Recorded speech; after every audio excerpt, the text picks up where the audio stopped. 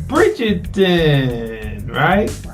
Bridgerton is the name of the family that is followed in this story. And this is a Shonda Rhimes production. That's right. It's a Shonda Rhimes production. The Shondaland. Shondaland. That's right. And so, let me push play here. There we go. So look, the premise of the show, you open up, you're introduced to the family. The father has died, right? Leaving the mother, and he and the mother were producing children like jackrabbits. I mean, they have children at least in 2 generations, if not 3 generations, because they even got a little one that's running around. So when he died, I mean, they have the oldest sister, the 3 brothers. It's got the younger sister, the younger brother, right? And then they had 2 more siblings, right? Yeah. And then the younger one, right? Yeah. That's 9. That's a brood. That's more than a brood. That's a brood of 9, right? Right. And they span at least 2 to 3 generations. This is the setup. And so the oldest daughter, is being ignored. She's being ignored by suitors because, they see that this is a 9 family. And, when you got married, you would get a dowry for the wife. But pretty much, once you married the woman, you married the family. So even if you didn't stay with the family, you indirectly were responsible for taking care of the family, especially if you were a person of means. And most likely, that's what the women wanted, to be married to a person of means, right? So as the story develops, you're introduced, let's get to the cast real quick, because I want to make sure I have the names. You're introduced to each main character, and you're introduced to secondary characters, right? But the 2 main characters of the story, after you're set up and you're introduced to the family of the Bridgertons, is a male and a female and their courtship, right? Their courtship begins to get Miss Bridgerton notice, right? And so the person that is courting Bridgerton, his name on the show is? His name is Reggie Jean Page. Okay, what's his character name? Oh, Simon Bassett. Okay, Simon Bassett? Mm-hmm. Simon Bassett is the one that is courting her, right? And he's played by Reggie Jean Page. Right? Right. Then there is Miss Bridgerton. Played by. And her character is Daphne Bridgerton. Daphne, and she's played by Phoebe Dynevor. Phoebe Dynevor, right? Then there is a wide array of secondary characters, right? Which are the mother and the second oldest sibling, which is also a woman, right? Who does not want her life to be one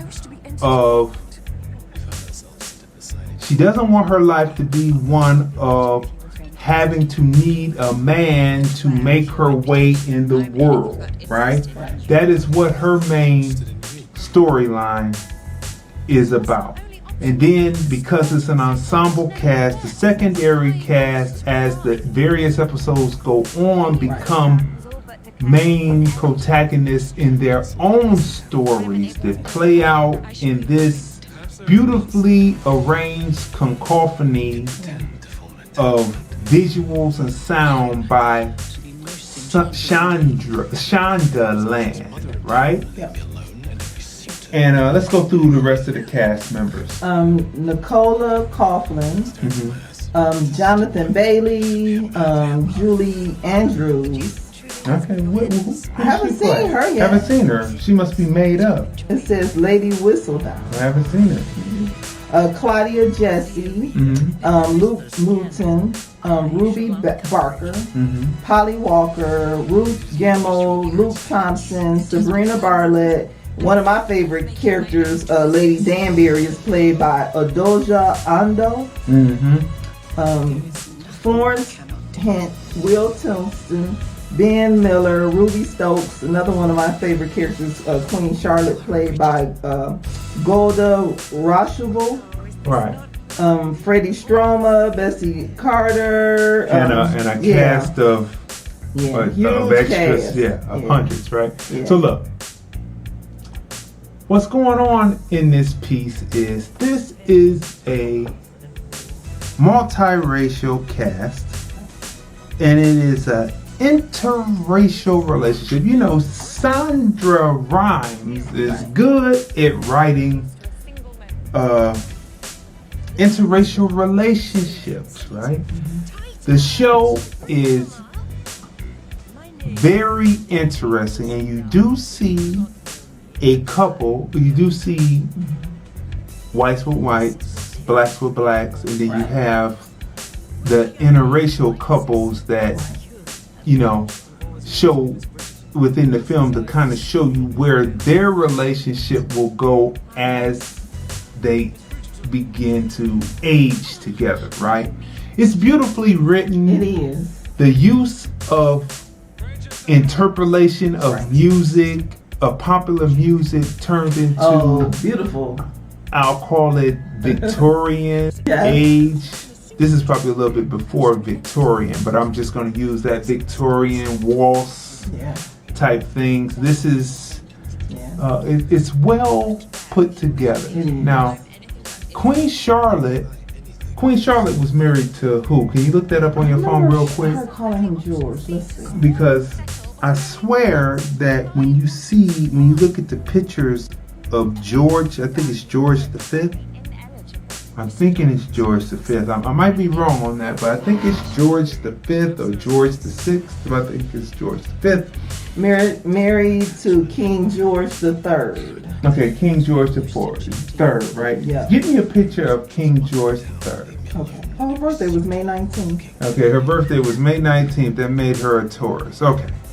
Let me bring this up real quick and put this into the camera. Okay. So this right here is Queen Charlotte. Who are we looking at here? When you see this, who are we looking at but a fair-skinned black person? Now look up George III, if you would. Right? Because if I'm correct on this, we're going to see a fair-skinned black man.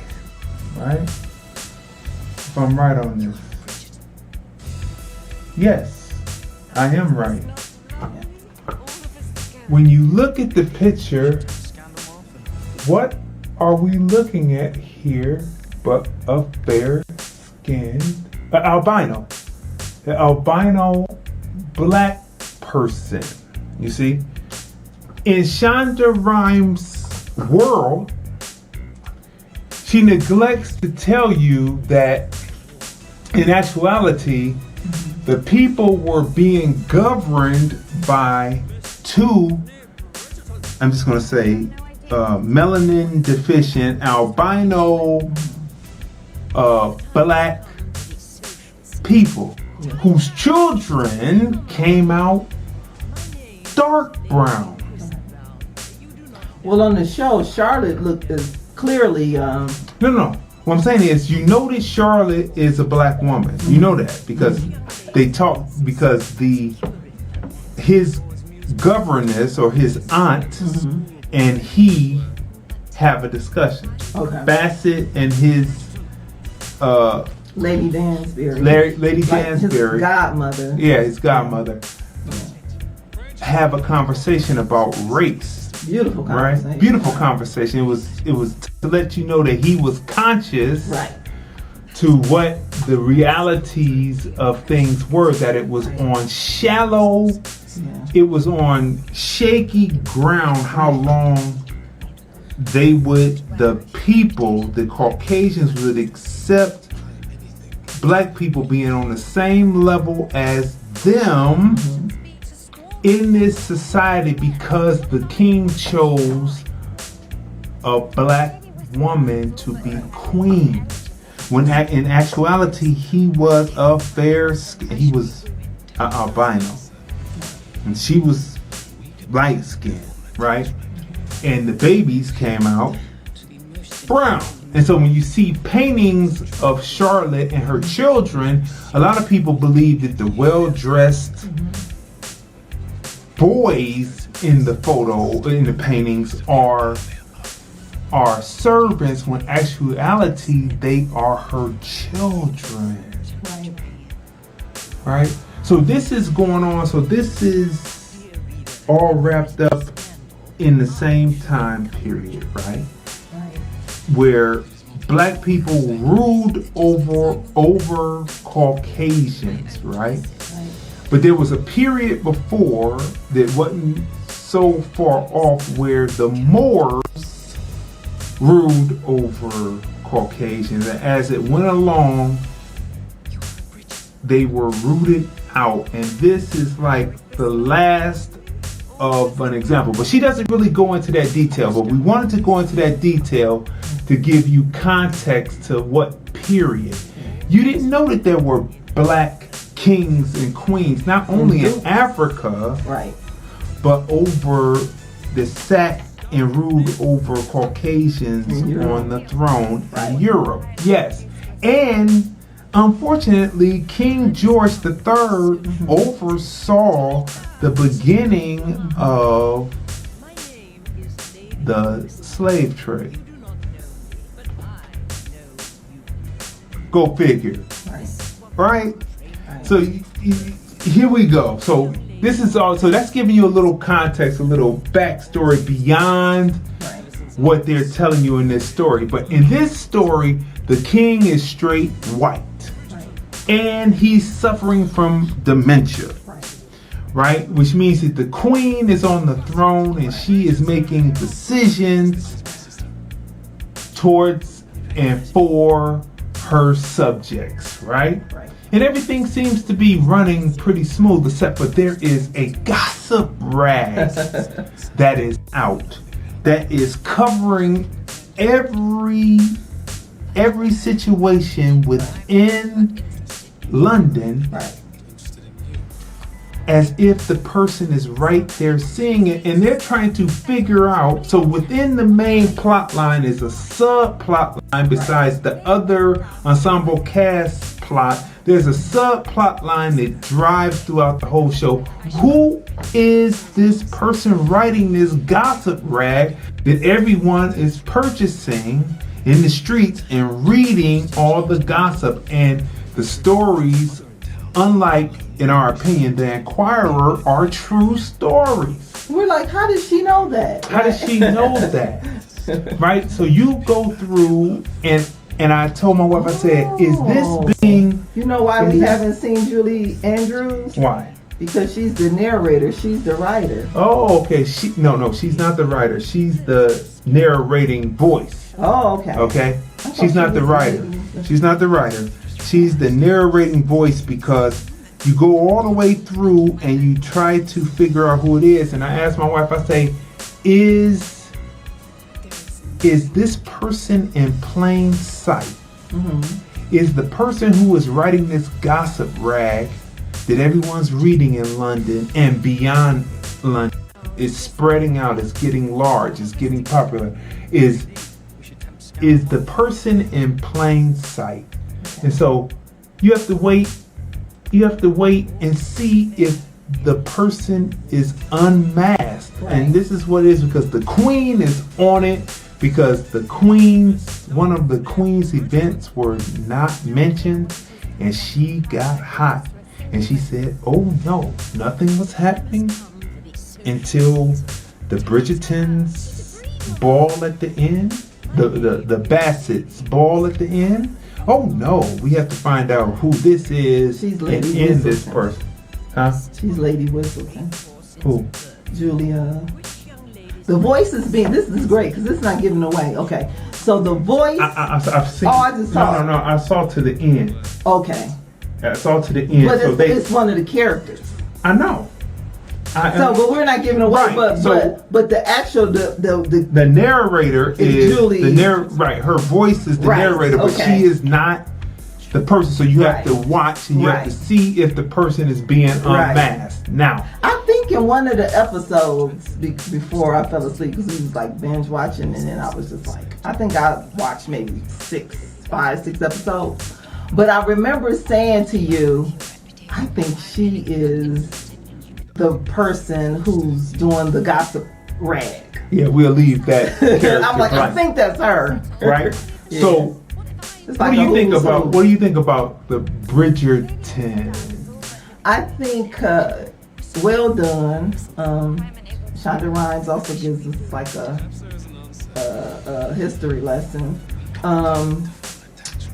The creator of the show, I know his name's Chris, but just like did a great job. It's visually like beautiful. Yeah, like the colors, the gowns, like the queen, like her one hat is like this huge like afro. It's just wig. It's just beautifully done. Beautifully done. I like how the cultures are like intertwined, like the style. Like I see American black culture intertwined. Well, like in some of the fashion. Well, like yes, the style, like the queen. Yes, you know. but it would be English black fashion then. But yeah, it's incorporating because of Shonda Rhimes. Right. Right. And and like you said, the music. When I listened to the music and when I heard today's music being like transferred over until it gave me the same feeling I did when I first heard jazz. Like when they did rap and they turned it into jazz. Yeah, that was. I was like, this is nice. So I received. I had the same emotions.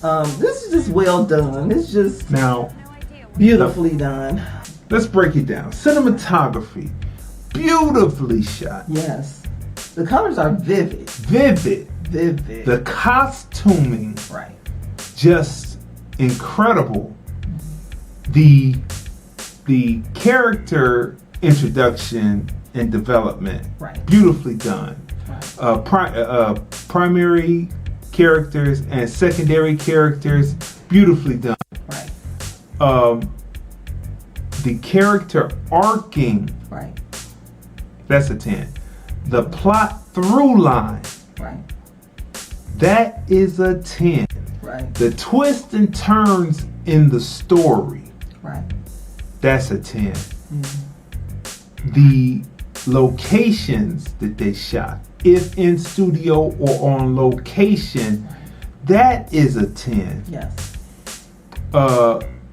Did I say wardrobe? I already said costuming. Yeah, I believe so. The use of carriages and the just everything. That's hair, a 10. makeup, right? Yeah. Hair, makeup, the way that the black people are dressed impeccably throughout the whole show.